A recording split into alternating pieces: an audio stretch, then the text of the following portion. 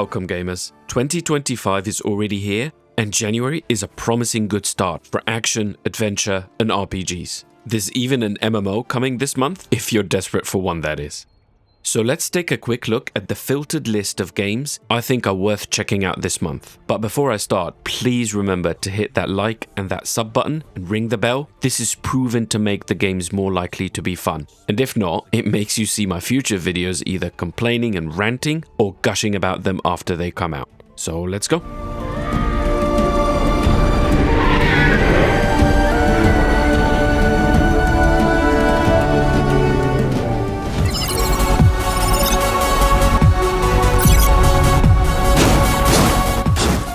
First on the list, Hyper Light Breaker. Hyper Light Breaker is a fast-paced action-adventure game set in the vibrant and mysterious world of the Hyper Light universe. If that name rings a bell, it's because it's a follow-up to Hyper Light Drifter. However, this sequel takes a major departure from the original top-down pixel art aesthetic, shifting to a fully 3D third-person perspective. The game features an ever-evolving open world filled with mysteries to unravel, enemies to battle, and expansive environments to explore. From sprawling biomes to intricate labyrinths, each area is procedurally generated, ensuring every playthrough feels fresh with new layouts, enemies, loot, and rewards. Traversal is also a big part of the fun, offering freedom with abilities like wall dashing, hoverboarding, and gliding. You will take on the role of a breaker, battling the overgrowth, solo, or with friends in online co-op. Expect hordes of enemies, massive bosses, and fast-paced third-person combat, with increasing challenge as you progress. The game also includes a progression system that lets you unlock and upgrade weapons, items, and abilities, allowing for personalized builds. Along the way, you'll gather resources to help grow your settlement and uncover the story of the overgrowth.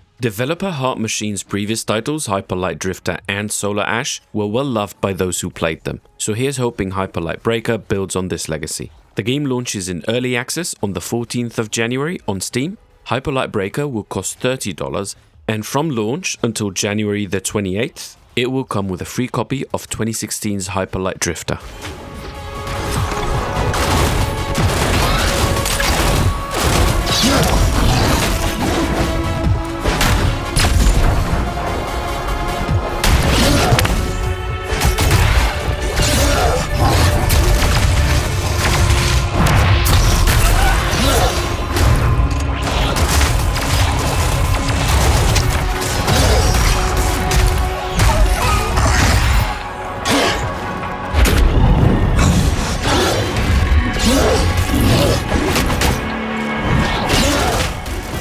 Guardian of Peace, you have crossed paths with men who may one day bring about order.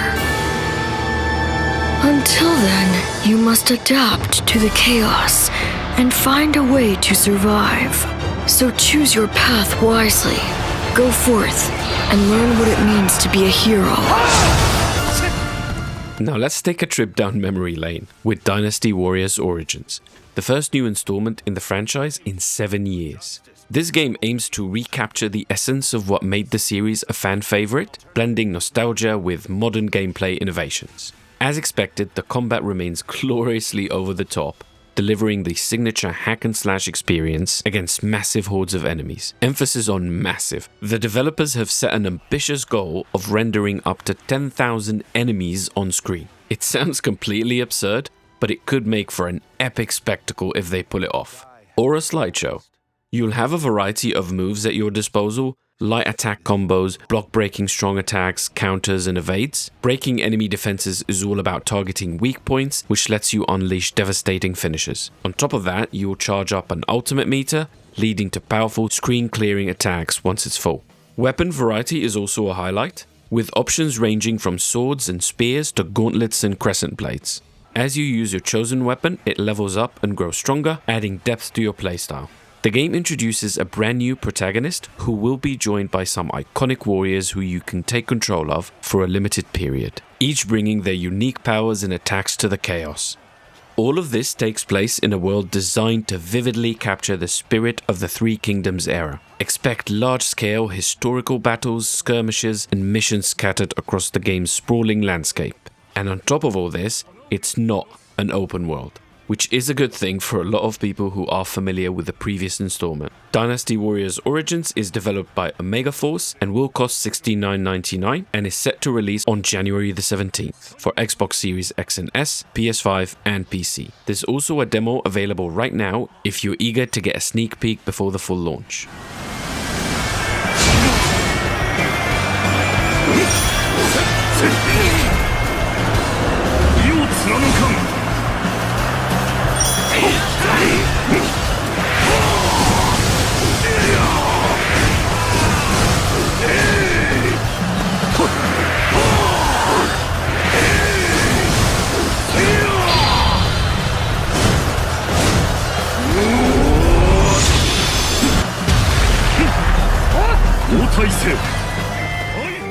All my life, I was dreaming about becoming a point. To do it alongside a renowned Weaver band, it's a chance to make history.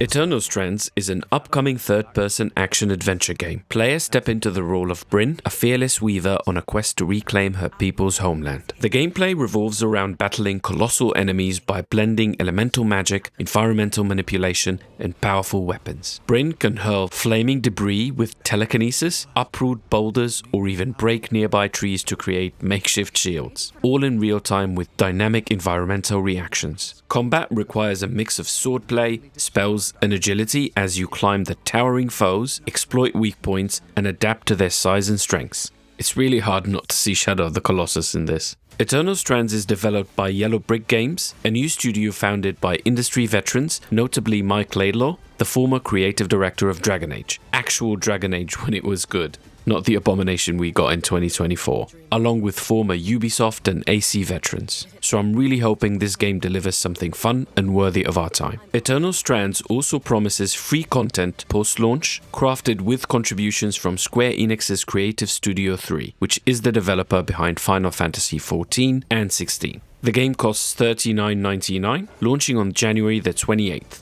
for PS5, Xbox Series X and S, and PC, and Game Pass. Hello, I'm Mike Laidlaw, Chief Creative Officer at Yellow Brick Games, and welcome to the world of Eternal Strands, a new fantasy action-adventure game where the world around you is your weapon. In Eternal Strands, you will embark on your journey as a young, magic-wielding weaver named Bryn. She seeks to unravel the secrets of the Enclave, a once thriving center of magic now left in ruins. At your base camp, you'll forge bonds with members of your Weaver Band, who will support you in your expeditions with their various skills. You've worked hard for this, and I have faith in you. Select your next quest and customize your gear before venturing out through the Loom Gate, on your way to discover the fate of these shattered lands. In the Enclave, you can climb and interact with nearly everything you see. The mantle, the magical cloak on your back, grants you control over frost, flame, and kinetic magic. Combine these elements in creative ways to manipulate the environment to your advantage and defeat your foes. But the Enclave's foes come in all sizes. Behold, an Ark. This colossal 25-meter construct wields immense power. Is she really ready to fight that thing? Pick your battles. Rather than risking your loot, return to base camp.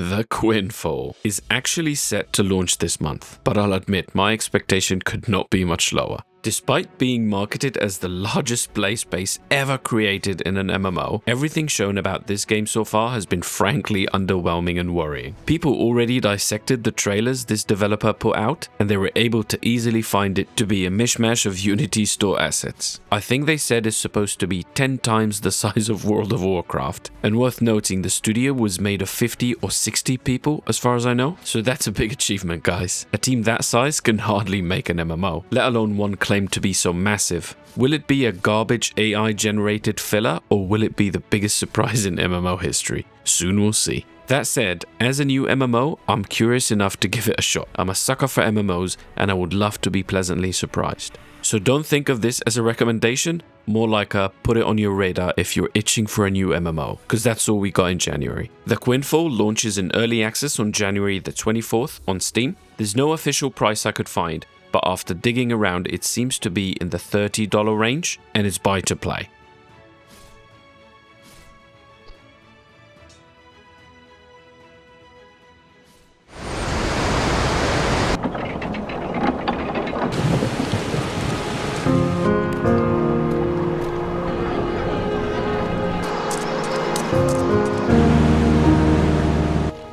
We cannot ignore the two massive blockbuster AAA PlayStation games finally coming to PC this month. The first here is Final Fantasy VII Rebirth. This is the second installment in the trilogy remaking the 1997 classic. Picking up after 2020's remake, it takes the party beyond Midgar into an expansive open world, building on the hybrid action melee combat and active time battle system from the first game. Players can freely switch between characters during combat with a new synergy system allowing special team-up attacks that are both flashy and devastating. Alongside the main story and battles, the game offers engaging minigames. Like really, a billion minigames in this one, or so it felt. There's the Queen's Blood card game, Chocobo training, and the revamped versions of the original minigames like G-Bike and Boxing. The PC version is arriving on January the 23rd on Steam, supporting up to 120 frames per second and offers customizable graphical settings. And it's also optimized to run smoothly on your Steam Deck. The game has a pre-order discount where it costs $48.99, and there's a really good deal called the Twin Pack where you can get both Remake and Rebirth for a pre-order price of $69.99. Normally I'd never recommend pre-orders, but this is a game that already exists and is very highly regarded to be a great game. The only risk here is if the PC performance isn't satisfying, but if you're interested in this and you haven't played the first one, this is a really good deal. That's a lot of quality gaming for this money.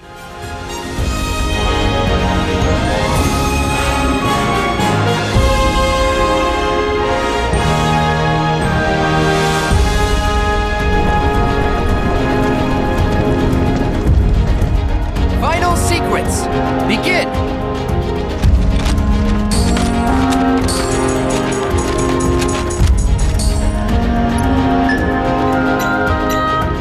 Did I? Nah, I couldn't have dreamt that. It all felt way too real. Pete, you seeing this? Oh no. Are you finally ready to join us? Come on, Miles! The second of those PlayStation games is Spider-Man 2. It picks up 10 months after the 2020 game, delivering the biggest Marvel's New York yet. Now expanded with Brooklyn, Queens, and iconic spots like Coney Island, the main story runs about 15 hours, but the open world sandbox is packed with side missions and collectibles. You can swing, jump, or soar using the new web wings, while switching between two Spider-Men, Peter Parker with his symbiote powers, and Miles Morales with his bioelectric venom abilities. The game features thrilling battles against classic villains like Venom, Kraven the Hunter, and the Lizard, plus over 65 customizable suits to collect. When the game came out on PS5, it had glowing reviews. You wouldn't hear anything bad about it. Spider-Man 2 hits PC on January the 30th, and it costs $69.99. I played both of those last two games on PS5, and I sure envy PC gamers who will have them look a ton better on PC. So enjoy those if you haven't played either of them yet. I hope you enjoyed the video, and please remember to like, subscribe, and ring the bell to see more gaming news, reviews, and lists, and sometimes even my opinion on all things gaming. I'll see you in the next video.